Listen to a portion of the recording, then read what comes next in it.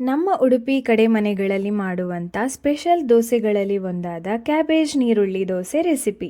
ಈ ದೋಸೆಯಲ್ಲಿ ಉಪ್ಪು, ಹುಳಿ, ಸಿಹಿ ಮತ್ತು ಖಾರ ಸೇರಿದಂತೆ ಎಲ್ಲ ರೀತಿಯ ಫ್ಲೇವರ್ಸ್ ಇರೋದ್ರಿಂದ ಇದಕ್ಕೆ ಯಾವುದೇ ರೀತಿಯ ಸೈಡ್ ಡಿಶ್ ಕೂಡ ಬೇಡ.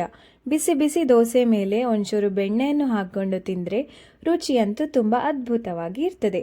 ಇದನ್ನು ಮಾಡಲಿಕ್ಕೆ 1 ಗ್ಲಾಸ್ ಅಕ್ಕಿ ಜೊತೆಗೆ ಒಂಚೂರು ಮೆಂತ್ಯ ಕಾಳು ಮತ್ತು ಕಡಲೆಬೇಳೆ ಹಾಕ್ಕೊಂಡು ಒಂದು 3ರಿಂದ 4 ಗಂಟೆ ಕಾಲ ನೆನೆಸಿಟ್ಕೊಳ್ಳಿ.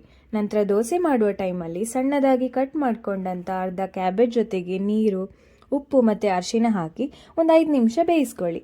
ನಂತರ ತೆಂಗಿನೆಣ್ಣೆಯಲ್ಲಿ ಮಸಾಲೆಗೆ ಇಲ್ಲಿ ಮೆನ್ಷನ್ ಮಾಡಿದ ಐಟಮ್ಸನ್ನು ಹಾಕ್ಕೊಂಡು ಚೆನ್ನಾಗಿ ಫ್ರೈ ಮಾಡ್ಕೊಳ್ಳಿ.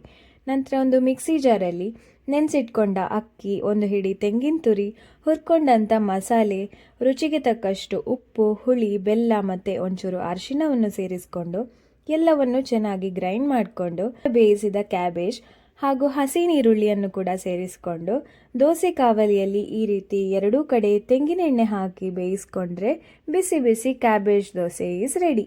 ರೆಸಿಪಿಯನ್ನು ಸೇವ್ ಮಾಡಿಕೊಂಡು ಟ್ರೈ ಮಾಡಿ ಹೇಳಿ ಹೇಗಾಯಿತು ಅಂತ. Thank you for watching.